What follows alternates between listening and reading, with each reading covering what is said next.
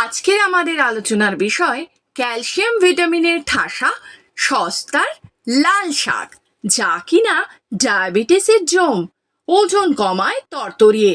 এছাড়াও হরমোনাল বিভিন্ন কার্যক্রিয়ার জন্য লাল শাক কিন্তু ভীষণ জরুরি।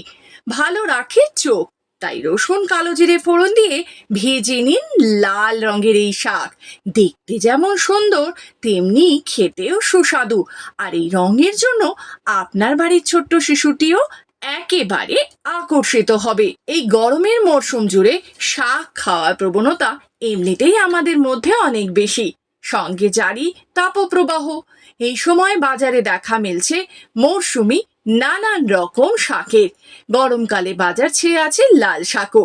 যদিও আজকাল সারা বছরই লাল শাক পাওয়া যায়, তবে গরমের দিনে দেখা মেলে বেশি।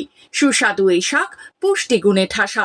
লাল শাকের মধ্যে রয়েছে vitamin A, vitamin C, vitamin K এর মতো জরুরি উপাদান। পাশাপাশি লাল শাকের মধ্যে থাকে ফোলেট, রাইবোফ্লাভিন এবং ক্যালসিয়ামের মতো উপকারী উপাদানও, যা আমাদের স্বাস্থ্যকে নানান ধরনের সমস্যা থেকে রক্ষা করতে সাহায্য করে।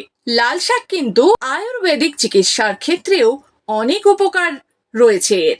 লাল শাকের মধ্যে প্রচুর পরিমাণে ফাইবার পাওয়া যায়, যা হজম শক্তি উন্নত করে। রক্তে ইনসুলিনের মাত্রা নিয়ন্ত্রণ করে লাল শাক। এর মধ্যে থাকা প্রোটিন ইনসুলিনের পরিমাণ নিয়ন্ত্রণ করে। সেই সঙ্গে রক্তে শর্করার মাত্রা নিয়ন্ত্রণেও সাহায্য করতে পারে লাল শাক। আর নিয়মিত যদি লাল শাক খাওয়া যায়, তাহলে ওজন থাকবে একেবারে আপনার কন্ট্রোলে। চোখের জন্য বলার অপেক্ষা রাখে না এই শাক কতটা উপকারী, কারণ এর মধ্যে থাকে ভিটামিন এ, যা দৃষ্টিশক্তি বাড়াতে সাহায্য করে। তবে সুস্বাস্থ্যের দর্শক বন্ধুদের জন্য বিশেষ আবেদন, লাল শাক অবশ্যই বাজার থেকে কিনে খান, কিন্তু যদি সম্ভব হয় নিজের বাড়ির উঠোনে একটু জায়গা পেলে সেখানে চাষ করুন লাল শাক। তাহলে উপকার পাবেন অনেক অনেক বেশি। কারণ বাজারের শাক গাছের ক্ষেত্রে সেক্ষেত্রে চাষিরা ওষুধ ব্যবহার করে থাকে।